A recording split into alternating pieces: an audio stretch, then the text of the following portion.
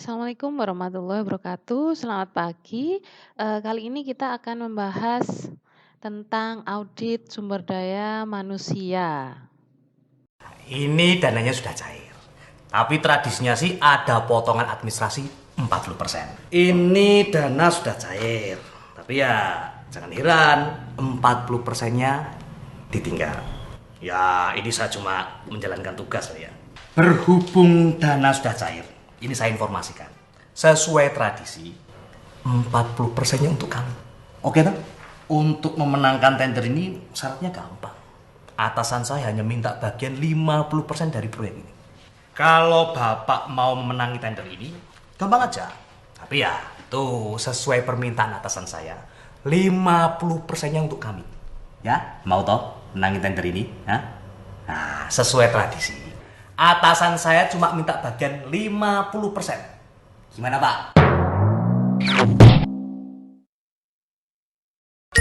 Berani jujur, hebat. Oke, coba kita lihat video ini ya. Apa kira-kira yang ada di pikiran Anda semua? Mengapa sumber daya manusia itu penting ya, terutama untuk organisasi. Nah, ini salah satu video yang saya ambil dari channel YouTube KPK RI karena memang kita ingin bagaimana memanfaatkan dan mengoptimalkan sumber daya manusia itu dengan baik. Iya, pada dasarnya memang, organisasi harus memastikan ya bahwa, sumber daya manusia yang ada di dalam perusahaannya itu memiliki keunggulan bersaing. Jadi di lingkungan yang sangat kompetitif ini mereka dapat memberikan sumbangan-sumbangan yang berarti bagi perusahaan dan sesuai dengan apa yang diharapkan, sesuai dengan visi misi perusahaan itu sendiri. Serta nanti dapat meningkatkan penciptaan nilai tambah ya, ada value added activity dan mengurangi wasting time, mengurangi aktivitas-aktivitas yang tidak berdaya guna, karena itu akan menghambat perusahaan dalam berkompetisi, dalam melakukan produktivitasnya dan bersaing. Jadi ini adalah salah satu gambaran ya dari audit sumber daya manusia. Nah, auditor itu memastikan bahwa memang sumber daya manusia yang ada di dalam perusahaan, yang ada di dalam organisasi itu berjalan semestinya. Jadi menciptakan nilai tambah, memiliki keunggulan bersaing, memiliki integritas gitu ya. Jadi seperti itu. Jadi audit SDM itu merupakan penilaian dan analisis yang komprehensif terhadap program-program SDM. Walaupun secara khusus ini dilakukan pada Departemen SDM, tapi tidak terbatas pada hanya aktivitas pada Departemen SDM. Audit ini bisa secara luas melingkupi seluruh SDM yang ada di dalam perusahaan. Nah, oke, sekarang kita akan melihat kerangka kerja sumber daya manusia ya, audit sumber daya manusia. Nah, memang ada pengelolaan SDM, jadi memang harus disesuaikan dengan tujuan bisnis perusahaan, pengelolaan SDM-nya, apakah penentuan prioritas, bagaimana kita mengembangkan strategi SDM sehingga dapat meningkatkan keunggulan kompetitifnya, dapat meningkatkan kemampuannya, lalu ada aktivitas program harian SDM ya, dan ini semua harus sesuai dengan tujuan bisnis. Nah, untuk meningkatkan keberlanjutan dari strategi, program, dan aktivitas SDM ini memerlukan suatu audit, yaitu audit terhadap sumber daya manusia. Jadi memang nanti setelah diaudit ada evaluasi dari pengaruh dari perubahan hasil audit. Jadi seperti itu.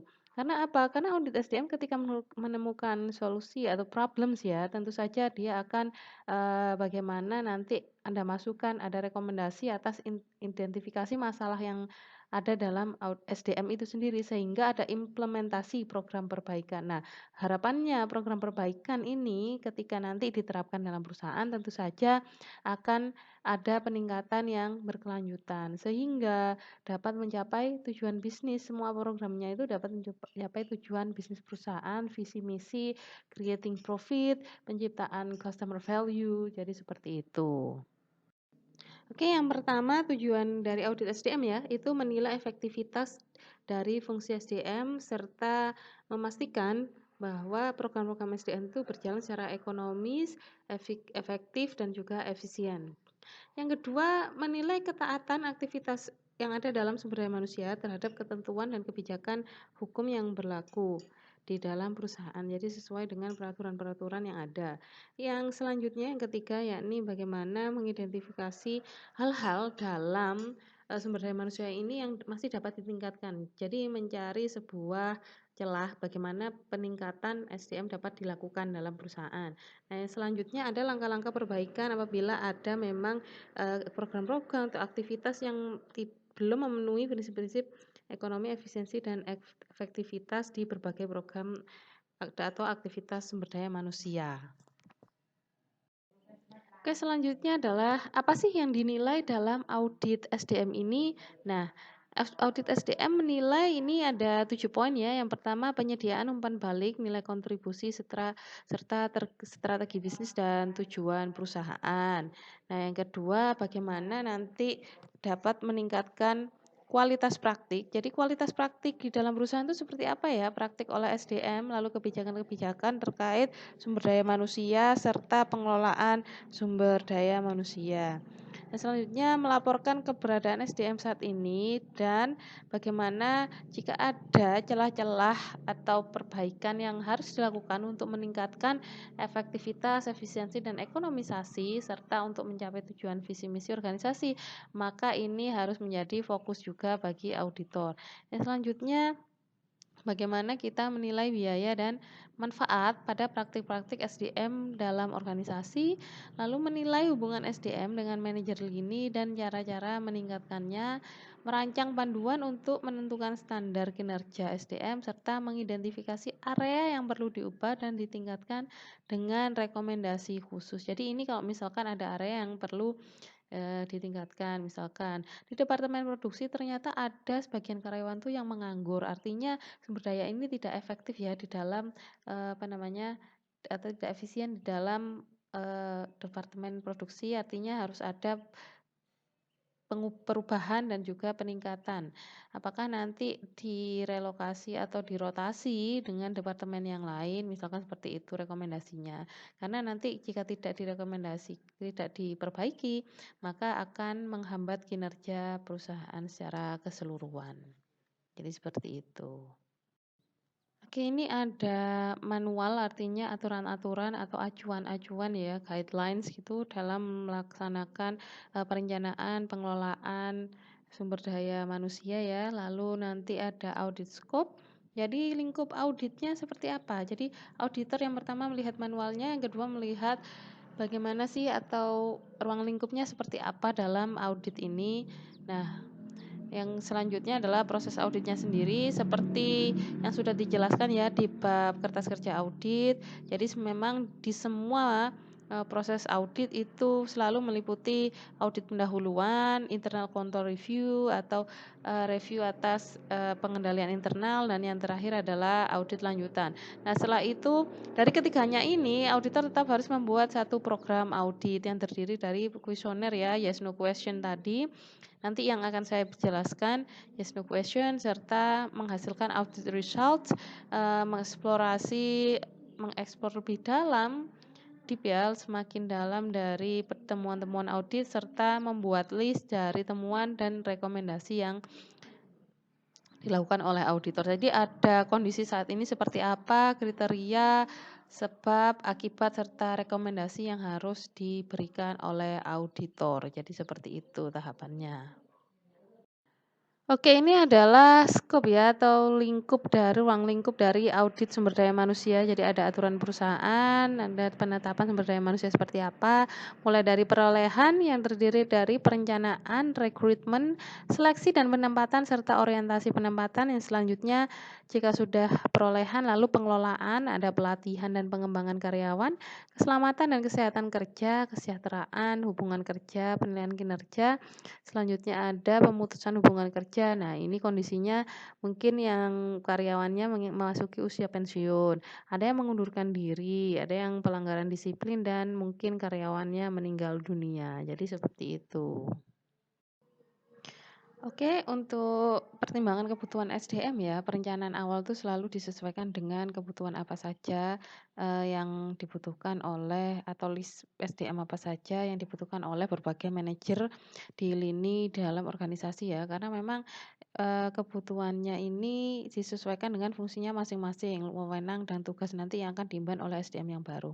Dan tentu saja ya nanti disesuaikan dengan tujuan dan strategi perusahaan. Karena misalkan ya perusahaan ingin meningkatkan kualitasnya di dalam lini teknologinya ya.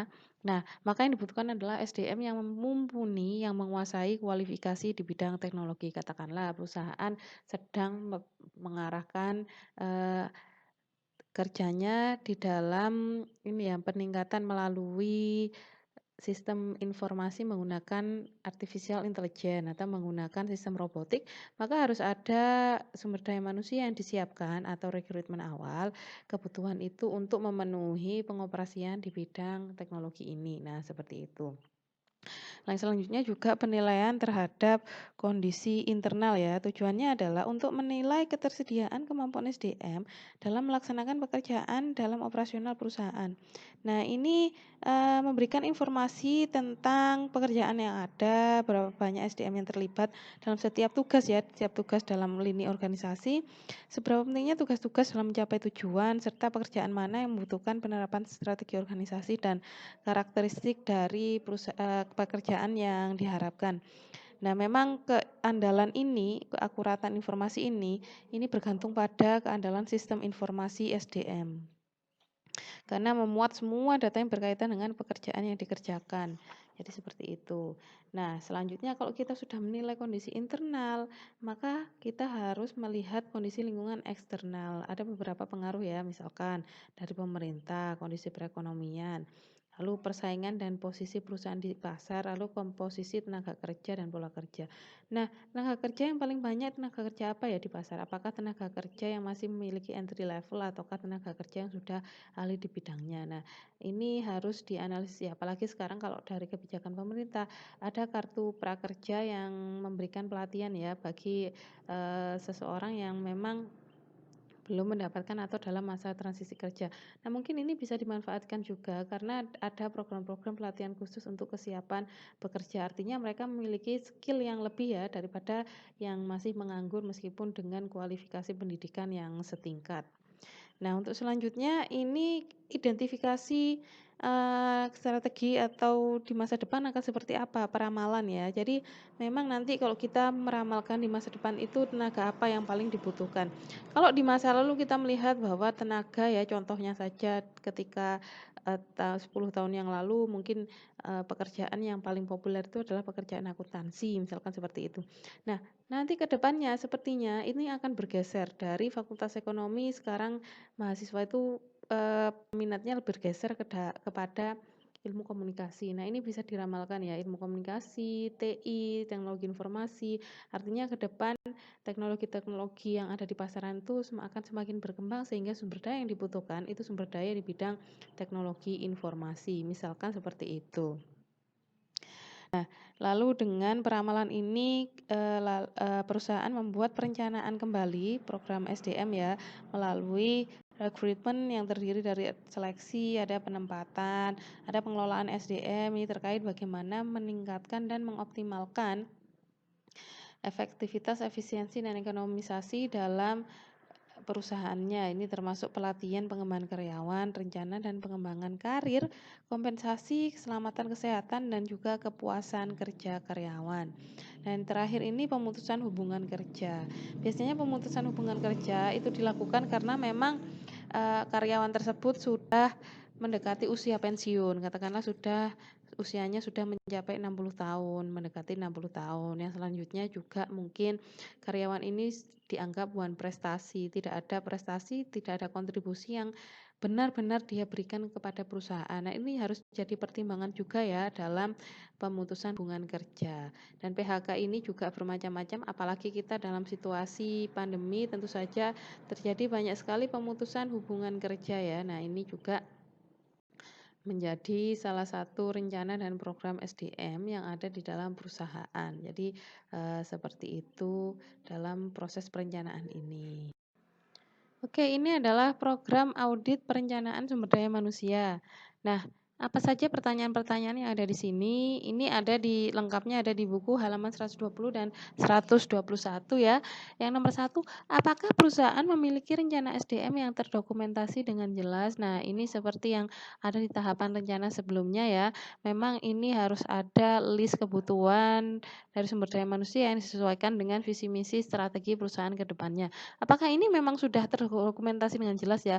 Jika iya, maka periksa kelengkapan rencana tersebut. Jika tidak, telusuri apa yang dijadikan dasar penetapan SDM. Nah, kalau nggak ada penetapannya pakai apa nih? Kok bisa ada rekrutmen? Kok bisa ada perencanaan? Bagaimana? Note-nya siapa yang bertanggung jawab pada penetapan perencanaan ini. Nah, jadi seperti itu. Nah, untuk yang kedua, apakah peramalan terhadap kebutuhan SDM telah dilakukan dengan benar? Periksa, jika iya, periksa kesesuaian antara kebutuhan SDM dan beban kerja yang tersedia, serta sumber-sumber perolehan yang SDM yang dikelola. Jika tidak, periksa metode peramalan yang digunakan. Nah, ini terkait dengan peramalan ya, seperti yang saya katakan tadi, apakah nanti di masa depan memang yang dibutuhkan adalah TI. Nah, ini ada metodenya tersendiri ya, bagaimana perusahaan kok bisa memproyeksikan seperti itu. Nah, auditor harus melihat sebenarnya siapa yang bertanggung jawab dalam peramalan dan metode apa yang digunakan untuk melakukan forecasting seperti ini. Sehingga ada keputusan bahwa SDM A atau SDM B yang diberikan atau yang diputuskan oleh atasan. Nah, yang lalu seperti itu langkah kerjanya ya tadi. Dan auditor harus memberikan komentar jika tidak lengkap rekomendasinya seperti apa. Nah, ini bisa dijadikan temuan juga.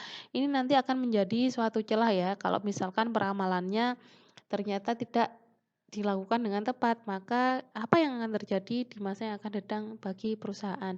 Nah, auditor harus memberikan komentar seperti itu ya. Di kolom komentar ini diisi dengan komentar auditor atas temuan audit. Nah, itu berarti kan temuan tadi itu. Apa yang harus dilakukan auditor? Nanti rekomendasinya seperti apa nih? Ada penyebabnya seperti apa? Nah, temuan-temuan tadi itu di kolom komentar ini nanti akan di-list ya. Ada kondisi, kriteria, temuannya ada di dalam kondisi, lalu nanti masuk kriteria, sebab, akibat, dan nanti terakhir ada rekomendasi auditor atas semua temuan-temuan yang sudah ditemukan. Jadi seperti itu. Oke, ini adalah tahapan dari proses rekrutmen ya yang ada dalam perusahaan untuk sumber daya manusia. Yang pertama tentunya menentukan kebutuhan jangka pendek dan jangka panjang pada setiap bidang, jenis pekerjaan, dan levelnya dalam perusahaan. Lalu mendapatkan informasi tentang kondisi pasar tenaga kerja saat ini yang tadi sudah saya sebutkan ya. Nah, beberapa memang skill yang ada di dalam tenaga kerja kita mungkin seperti yang disebutkan sebelumnya pada bab sebelumnya ya, masih masih skillnya tenaga ahlinya masih kurang. Jadi masih di tahap awal-awal misalkan seperti itu. Namun dengan adanya kartu prakerja itu sudah ada penyiapan atau persiapan dari pemerintah untuk pelatihan-pelatihan pada tenaga kerja yang siap untuk kerja. Nah, itu bisa menjadi bahan pertimbangan ya. Memang sebenarnya informasi-informasi seperti itu merupakan perkembangan kondisi pasar yang ada, ya ini pasar tenaga kerja. Selanjutnya menyusun bahan-bahan rekrutmen yang efektif. Jadi menyusun bahan-bahan untuk penyiapan rekrutmen. Yang selanjutnya menyusun program rekrutmen yang terpadu berhubungan dengan aktivitas SDM yang lain dan kerjasama antar manajer lini dan karyawan.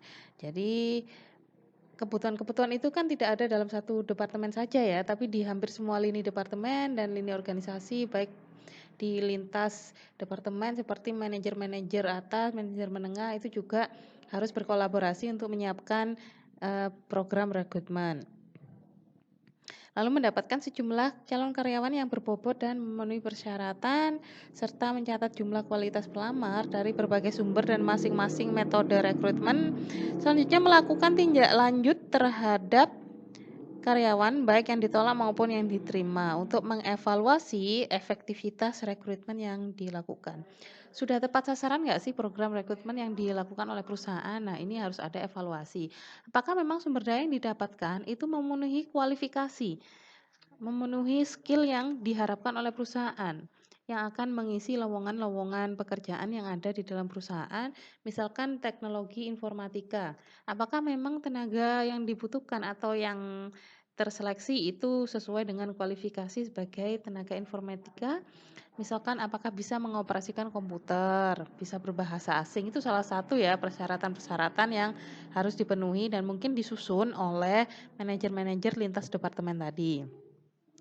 Nah, untuk rekrutmen juga tidak boleh ada diskriminasi ya, setiap pelaksanaan harus, harus memenuhi prinsip kualitas, lalu berpondasi pada analisis pekerjaan, deskripsi, spesifikasi, jumlah jumlah karyawan sesuai dengan pekerjaan yang tersedia, tidak boleh ada karyawan yang menganggur ya, misalkan karyawannya berlebihan di salah satu departemen.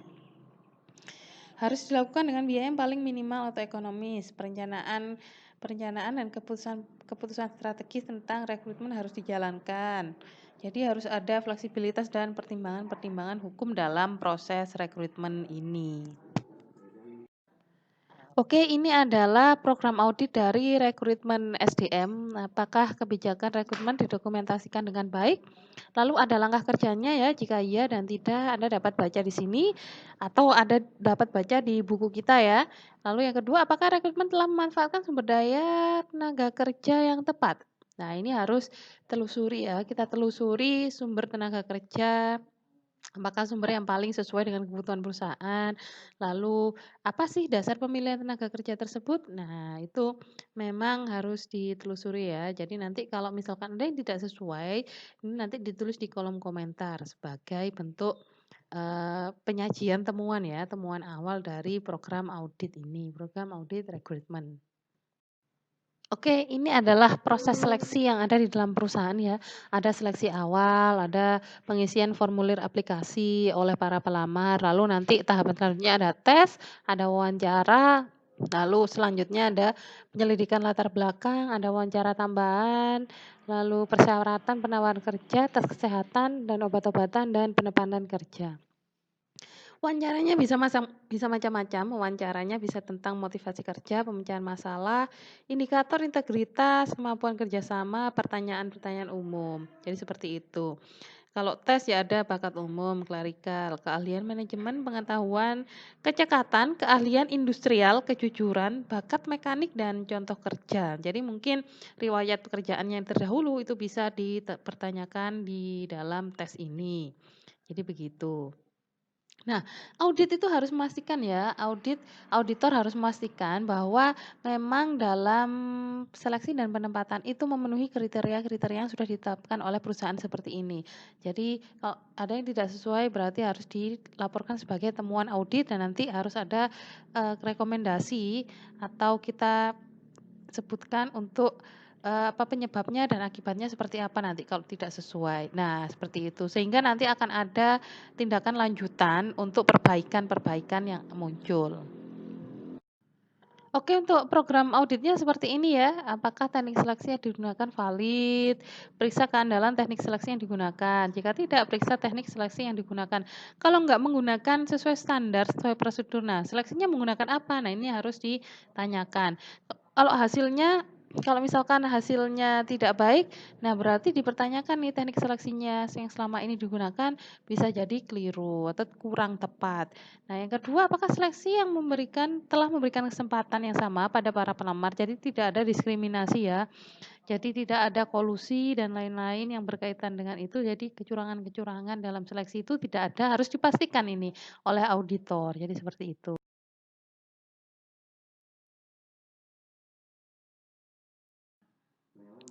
Oke, ini tadi penjelasan tentang audit SDM ya, bagian pertama. Terus selanjutnya silakan untuk menjawab 2 pertanyaan yang ada pada slide sebelumnya. Sekian, terima kasih. Assalamualaikum warahmatullahi wabarakatuh.